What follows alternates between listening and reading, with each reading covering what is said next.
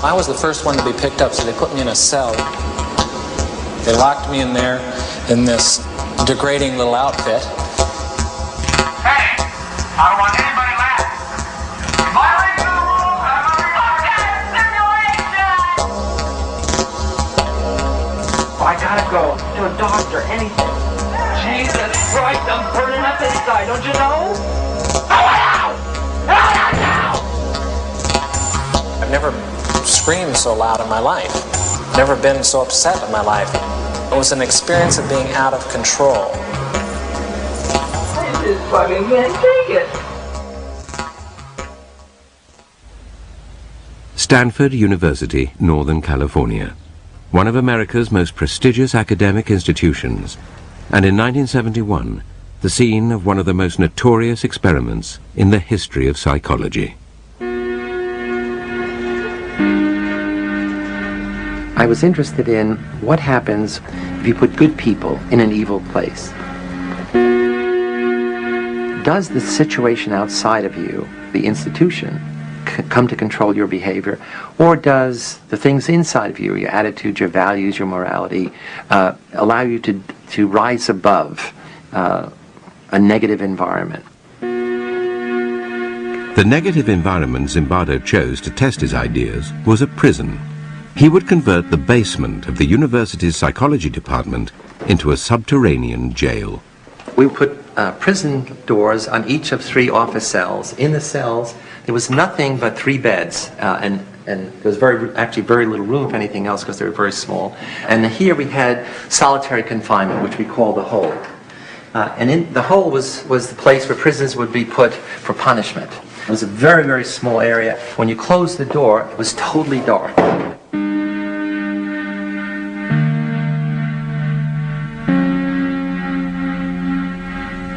All the guards wore military uniforms, and we had them wear these silver reflecting sunglasses.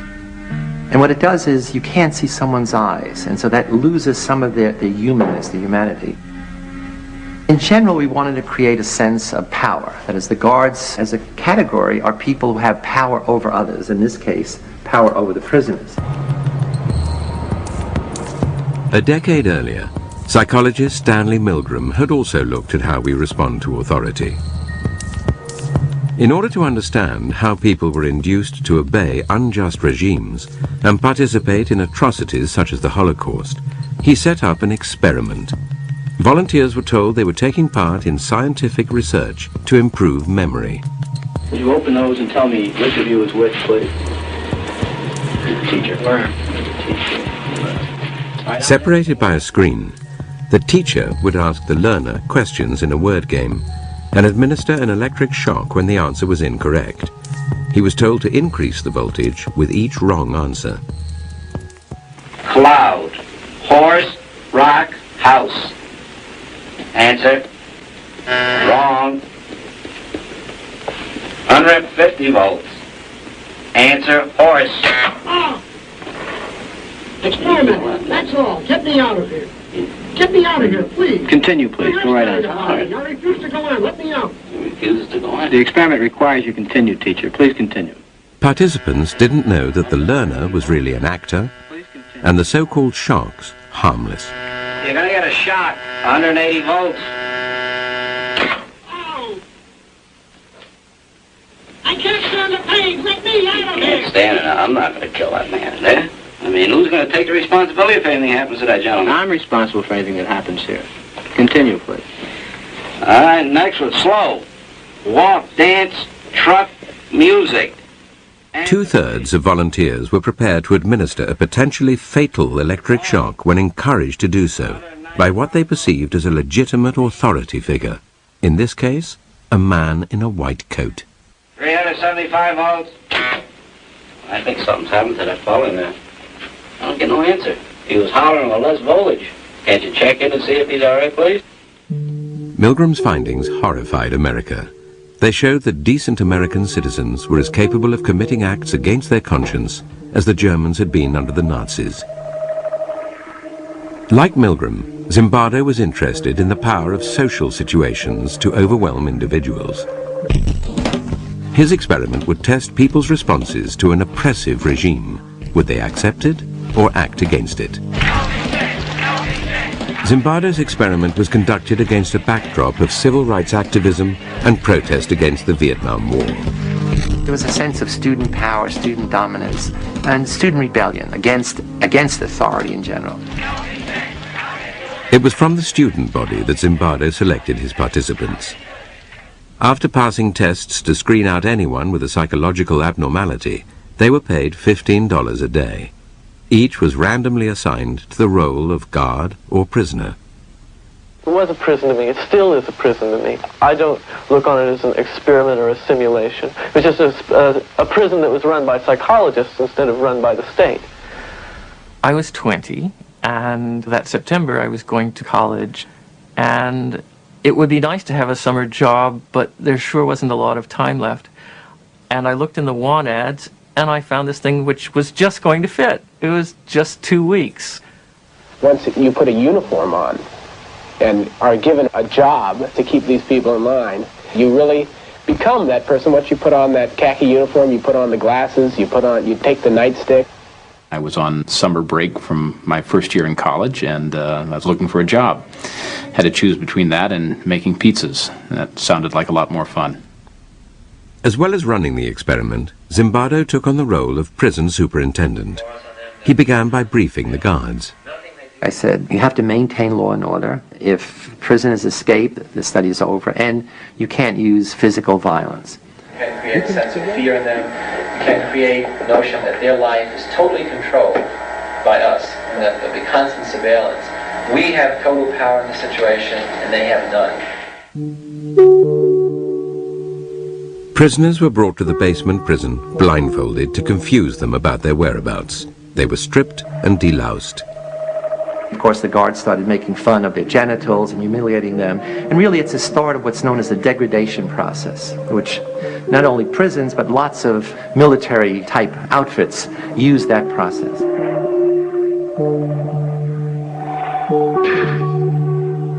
When I first got here, even though I had to strip, when they would call me names, I still didn't feel at all like I was in the prison. I was just looking at it as a job. I recall sort of walking up and down the very short hallway, which was the prison hall, and looking in on the prisoners, and they're basically lounging around on their beds. I felt it was like the day in summer camp. The first day I said, this might be a very long, very boring experiment, because it's conceivable nothing will happen. I arrived independently at the conclusion that this experiment must have been put together to prove a point about prisons being a cruel and inhumane place, and therefore I would do my part, to help those results come about. I was a confrontational and arrogant 18-year-old at the time, and I said somebody ought to stir things up a bit here.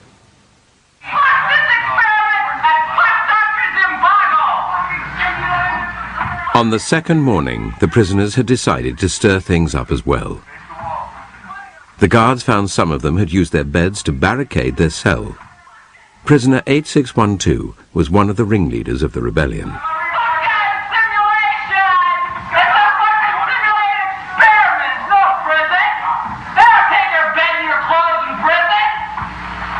Initially, I was stunned. I didn't expect a rebellion because not much happened. I mean, it wasn't clear what they were rebelling against, but they were rebelling against the status, rebelling against being anonymous, against having to follow orders from these other students. As punishment for the rebellion, prisoner 8612 was put in the hole, and the guards turned on the other prisoners. The guards felt that they now have to up the ante of being tough. The prisoners made the mistake of beginning to use profanity against the guards in a very personalized way. So not against the guards, but, you little punk, you big shit, and so forth. And the guards got furious. Everybody out! Well, gentlemen, here it is time for count. Prisoners were repeatedly woken in the middle of the night. The guards made them do menial, physical tasks and clean out toilets with their bare hands. We made it a point to not give them any sense of comfort or what to expect, that anything could happen to them at any time, including being rousted from their sleep at any hour, and forced to stand up in a line and have me hurl insults at them and make them do exercises. When you interrupt people's sleep, they tend to become a little disoriented. And since there was no daylight in the prison, they had no idea whether it was night or day. I think that I was the instigator of this whole schedule of harassment. The harassment of the guards took its toll on rebellion leader 8612. He told Zimbardo he wanted to leave the experiment. Zimbardo responded not as a psychologist, but as a prison superintendent. I said, well, I can see to it the guards don't hassle you personally, and in return, all I would like is some information from time to time about what the prisoners are doing. So essentially I'm saying, I'd like you to be a snitch, an informer. And I said, think it over, and if you still want to leave, fine. Confused, prisoner 8612 returned to his cell and told the other prisoners that no one could leave.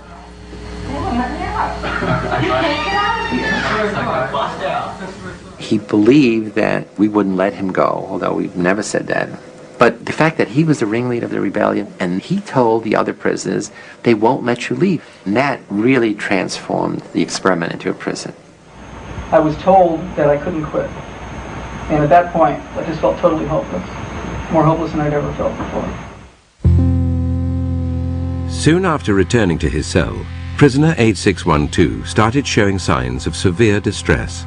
God damn it! Fucked up! You don't know, I mean, God! I mean, Jesus Christ, I'm burning up inside, don't you know? I just fucking can't take it. He came up with a plan that if he acted crazy, we would have to release him. I'm so fucked up inside, I feel really fucked up inside, you don't know, I gotta go. To a doctor, anything. I can't say that, I'm fucked up, I don't know how to explain it, I'm all fucked up inside! Help me out! It starts with make-believe, and then he's doing it and cursing and screaming and, you know, whatever that little boundary is that he moved across. Not that he became really crazy, but he became, you know, excessively disturbed. I mean, so much so that we immediately said we have to release him. As an experience, it was unique. I've never screamed so loud in my life. I've never been so upset in my life. And it was an experience of being out of control. The boundary between reality and make-believe was to become blurred even for Zimbardo. A rumor circulated that released prisoner 8612 would return with friends to liberate the remaining prisoners. I quickly convinced myself that, you know, my most important function was, you know, not to allow this prison liberation to occur. And what could I do to keep my prison going, not the experiment going? The prison was dismantled and the prisoners moved to another part of the building. Zimbardo waited in the empty corridor, preparing to tell 8612 and his friends that the study was over, when a colleague appeared and began asking questions about the scientific basis of the research. I'm trying to get rid of him. Then he says, what's the independent variable? I get furious because he doesn't understand that there's a riot about to take place, that this prison is about to erupt. I had totally lost this whole other identity of scientist, researcher, psychologist. The rumored jailbreak never materialized. The guards had dismantled the prison for nothing and had to rebuild it. They took their frustration out on the prisoners. They escalated again the level of control, the level of dominance, the level of humiliating behavior.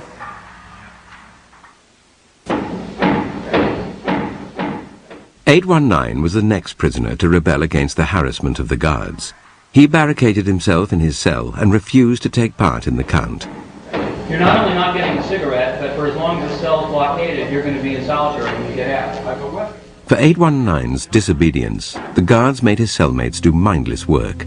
This undermined any vestige of solidarity amongst the prisoners, who now chose to accept the tyranny of the guards rather than risk further harassment. That was one of the surprising things to me, is that there was so little that the prisoners did to support one another after we started our campaign of, you know, divide and conquer. Isolated and distraught, prisoner 819 told Zimbardo he wanted to leave. while I'm interviewing 819 and saying, okay, it's all over. Thank you for your participation. I'll give you money for the whole 2 weeks, even though you're leaving early. He hears the prisoners shouting, 819 did a bad thing. Prisoner 819 did a bad thing. Prisoner 819 did a bad thing. Prisoner 819 did a bad thing. And he said, I can't leave. And he's crying. And he says, I can't leave. I said, what do you mean you can't leave? He said, no, I have to go back because I don't want them to think that I'm a bad prisoner. And that's when I really flipped out. That in such a short time, a college student's thinking could become so distorted. I said, you're not a bad prisoner. You're not a prisoner. And this is not a prison. And it was this thing where he opened his eyes. And it was just really like a cloud being lifted. Seeing things clearly, prisoner 819 reverted to his original request and was released. To replace him, the experimenters called in one of their reserves from the standby list. I got a phone call saying, are you still available as an alternate? Kind of cheery female secretary voice. I said, yes, sure. And so she said, could you start this afternoon? And I said, yes, sure. And my role in the experiment really began.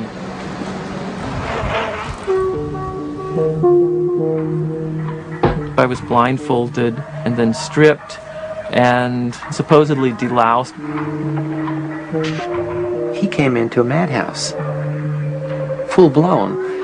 All of us had gradually acclimated to the increasing level of aggression, the increasing powerlessness of the prisoners, the increasing dominance of the guards. And he comes in and says, what's happening here to the other prisoners? And they said, hey, you better not make trouble. It's really terrible. It's a real prison. And he says, I'm out of here. I don't want to. And they said, no, you can't leave. Once you're here, you're stuck. This is a real prison. 416, since you got your hands in the air, why don't you play Frankenstein? Sure. 293, you can be the bride of Frankenstein. You stand here. Prisoner 416 was soon subjected to the harassment of Dave Eshelman, nicknamed John Wayne because of his macho attitude. 416, I want you to walk over here like Frankenstein and say that you love 293. I made the decision that I would be as intimidating, as cold, as cruel as possible. I love you, 293. Get up close. Get up close. I love you, 293. I love you, 293. You smile, 293. You get down here and do 10 push-ups. 2, 3. I just watched a movie called Cool Hand Luke, and the mean, intimidating, Southern prison warden character in that film really was my inspiration for the role that I created for myself. Why is it you try to be obedient so much? It's my nature to be obedient, Mr. Correctional. You a liar. You a stinking liar. He was creative in his evil. He would think up very ingenious ways to degrade, to demean the prisoners. What if I told you to get down on that floor? And fuck the floor. What would you do then? One of the best guards was also on that shift, and instead of confronting this bad guard, the sadistic guard, essentially because he didn't want to see what was happening, he became the gopher. He would go out to get the food and things of this kind. And that left the John Wayne guard and another guard on that shift to be dominant. We were continually called upon to act in a way that just is contrary to what I really feel inside. Just continually giving out shit. It's just really one of the most oppressive things you can do. 416, while they do push-ups, you sing Amazing Grace. Ready? Down. Keep going. Grace. Push-ups on your own. The madness of the experiment started to affect prisoner 416. A wretch like me. Keep going. I began to feel that I was losing my identity until finally I wasn't played. I was 416. I was really my number. And 416 was going to have to decide what to do. Prisoner 416 decided to go on a hunger strike. They were pushing my limits, but here was a thing that I could do that could push their limits. After I had missed a couple of meals, I saw that this was not a matter of indifference to the guards. I was making headway. They were upset. I thought, how dare this newcomer come in and try to change everything that we had worked for the first 3 days to set up, and by God, he's going to suffer for that. Get in that closet then. Frustrated by his continued defiance, John Wayne threw prisoner 416 into the hole. After punishing the other prisoners for his disobedience, John Wayne encouraged them to vent their anger at 416 directly. Thank you, 416. Okay, 209. I'll try that myself. Thank you, 416. We would use our nightsticks to bang on the door, and we would kick the door so hard that, it must have, shaken him very seriously inside, scared the life out of him.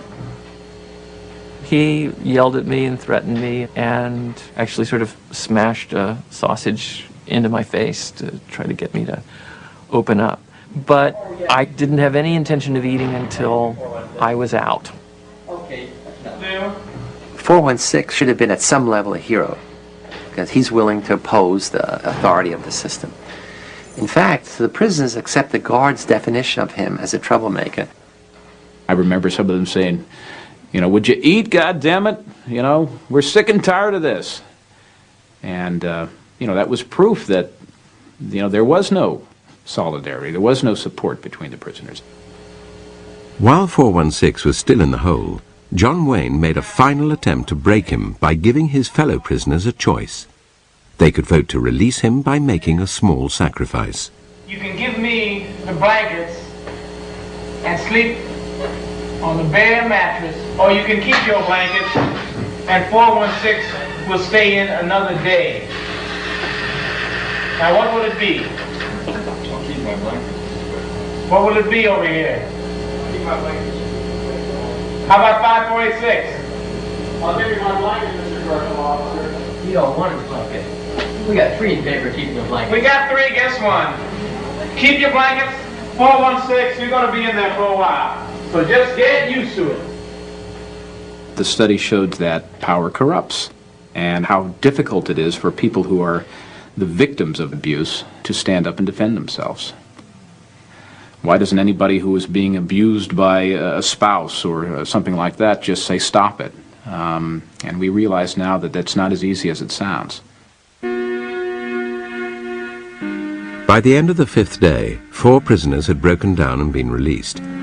416 was on the 2nd day of his hunger strike, and the experiment still had another 9 days to run. At this point, a fellow psychologist visited Zimbardo's basement prison and would witness the brutality of the experiment firsthand. The guards had lined up the prisoners to go to the toilet, had bags over their head, chains on their feet, and were marching by, and I looked up and I saw this circus, this parade, and I said, hey Chris, look at that.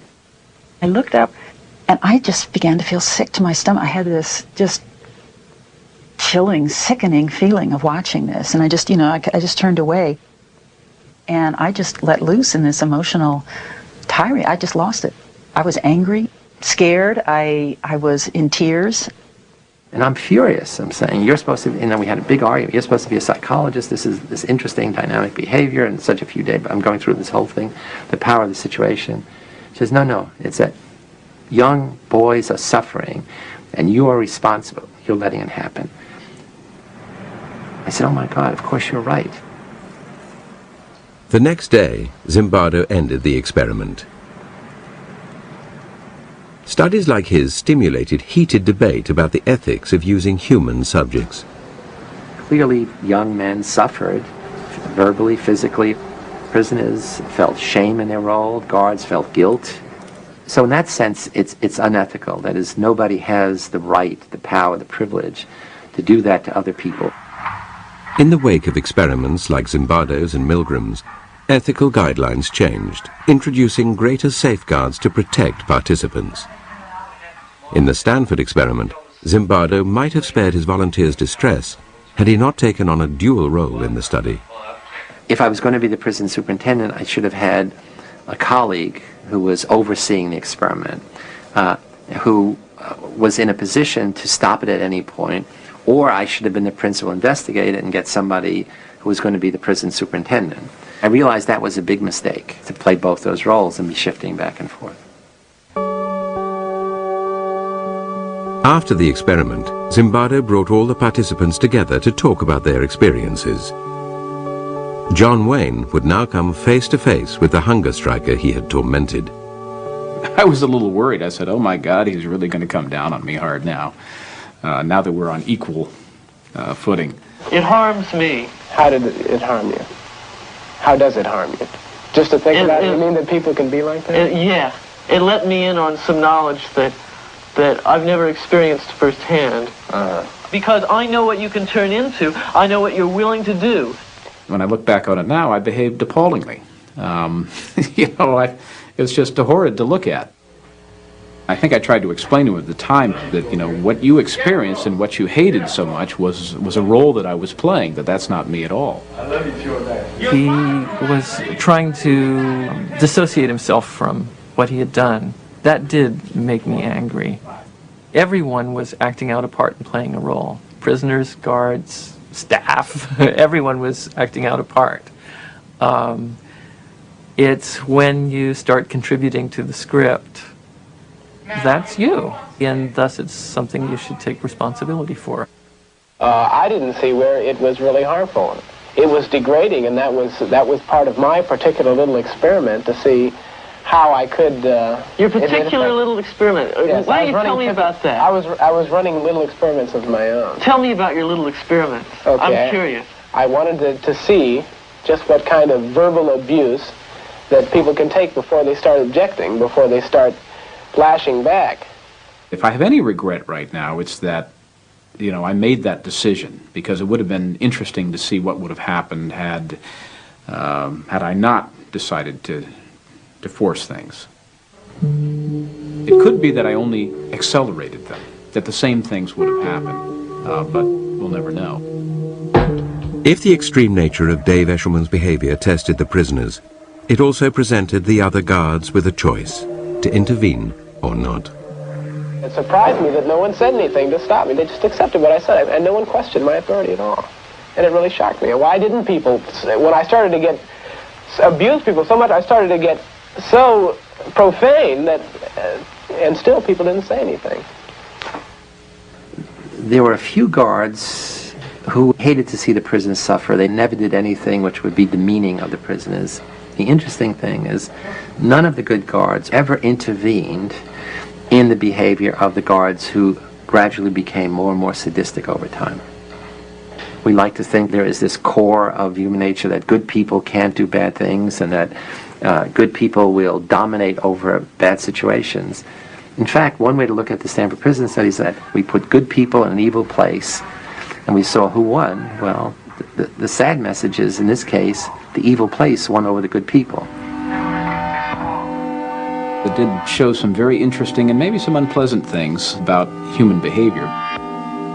It seems like, every century, every decade that we go through, we're suffering the same kind of atrocities, and you need to understand why these things happen. You need to understand why people behave like this.